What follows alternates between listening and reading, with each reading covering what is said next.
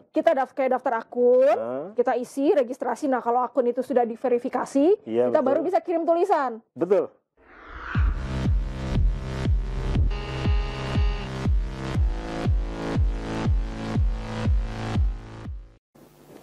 Hai, apa kabar Burangers? Kembali dengan saya Trisni akan berbincang-bincang dengan bintang tamu kita sore hari ini, yaitu Bang Jali. Nah, Bang Jali atau nama lengkapnya Bang Ahmad Solehudin ya Bang ya. Siap. Kita akan berbincang-bincang mengenai burangrang. Burangrang itu apa? Terus pengen tahu dong kita burangrang apa? Kita bincang-bincang sama Bang Jali, oke? Siap. Oke, Bang Jali. Sebelum kita bicara tentang burangrang, kenalin dulu dong biar teman-teman tahu siapa Bang Jali nih. Ya. Burangers. Burangers itu sebutan untuk teman-teman yang suka baca di webnya burangrang.com gitu. Kita nyebutnya Burangers gitu. Nah, burangrang itu sebenarnya awalnya itu hanya hanya website biasa gitu kan. Cuman segmentasinya ke petualangan sama pariwisata. Oh, jadi seperti cerita-cerita perjalanan. Ya, seperti itu. Wisata, misalnya kayak saya jalan-jalan, terus saya boleh dong isi di burangrang. Oh, boleh banget. Boleh banget. Nah, terus yang bercerita tentang perjalanan wisata petualangan itu siapa, Bang? Nah, jadi itu ada dua. Di websitenya burangrang itu ada dua. Yang satu yang sifatnya internal redaksi. Yang satu lagi dari Burangers sendiri yang mau menginput kirim tulisan. Di situ bebas. Jadi siapa aja boleh ya? Siapa aja boleh. Misalnya nih Burangers di luar habis jalan-jalan misalnya ke mana deh, ke Papua gitu ya. Kemudian menulis catatan perjalanannya, kemudian store nih ke burangrang. Langsung diposting. Itu akan diposting di webnya ya? Iya, itu langsung bisa ngirim sendiri, nggak perlu lagi. Oh, jadi nggak usah di store misalnya, Bang Jali, saya mau posting nih, nggak mesti ya? Nggak mesti. Jadi misalkan nih saya buka web, saya mau posting langsung bisa? Ya, bisa. Wih, keren banget. Jadi, Burangers. tapi harus register dulu ya, register via email. Hanya mengisi form beberapa data. Dari situ udah terregister, kasih fotonya, DP-nya kalau di handphone DP kan. Foto profil ya. Foto profil ya. Udah gitu udah bisa langsung posting berapa foto, berapa tulisan bebas. Jadi dan kayak bayar. Kita kayak daftar akun, kita isi, registrasi. Nah, kalau akun itu sudah diverifikasi, kita baru bisa kirim tulisan. Betul.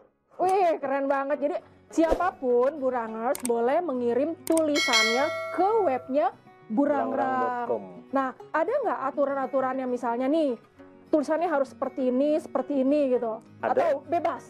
Ada dan banyak gitu. Wah, cerita sedikit-sedikit, jangan banyak-banyak. Ya, sebenarnya itu standar sih sebenarnya. Kalau bicara ini sebenarnya ke ranah pertanggungjawaban sebenarnya. Kalau bicara kualitas tulisan itu kita nggak membatasi. Cuman aturan itu untuk mengingatkan penulis tentang masalah hak cipta, masalah kevalidan data segala macam. Kalau di luar itu bebas. Oh, bebas. Misalnya nggak boleh ya, saya tuh, nih teman saya yang jalan-jalan, terus saya posting, saya cerita seolah-olah saya yang jalan-jalan tuh nggak boleh ya? Nggak bisa. Oh, nggak bisa. Nah, selain cerita tentang perjalanan petualangan, pariwisata, ada nggak poin-poin lain yang boleh kita posting di burangrang? Kayaknya sih semua hal bisa sih.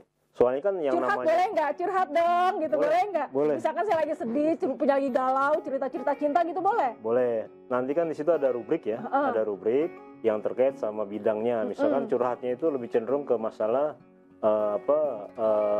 masalah pekerjaan gitu kan, masalah keluarga. Nanti di situ misalkan terkait sama bidang itu, kalau nggak salah bidang sosial atau bidang humaniora gitu.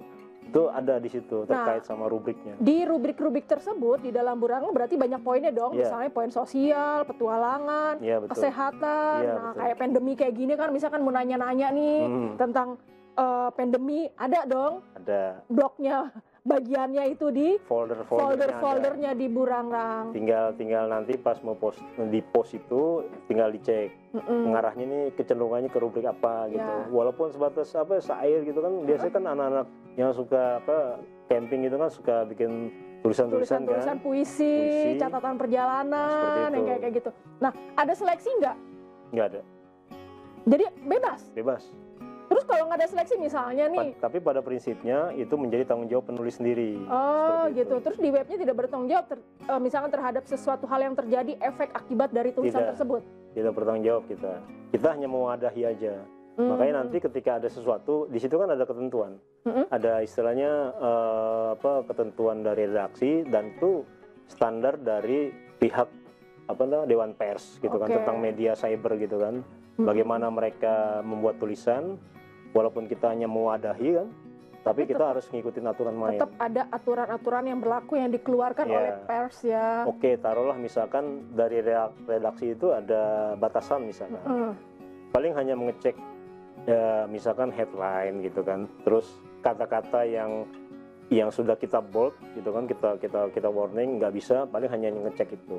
Tapi langsung bisa saya nulis kemudian langsung saya upload gitu ya, nggak ada misalnya wait for confirmation by admin gitu kan, nggak ada, langsung aja di-upload. Jadi situasinya setelah itu terjadi, setelah di-post baru kita verifikasi.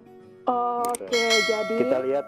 Jadi kita hanya ingin menunjukkan bahwa ya kita memang nggak ada aturan, bukan nggak ada aturan, tidak membatasi gitu. Jadi asumsi kita ketika mereka menulis, mereka sudah membaca, gitu kan? Sudah diedit duluan. Mereka sudah membaca ketentuan aturan main di Burangrang.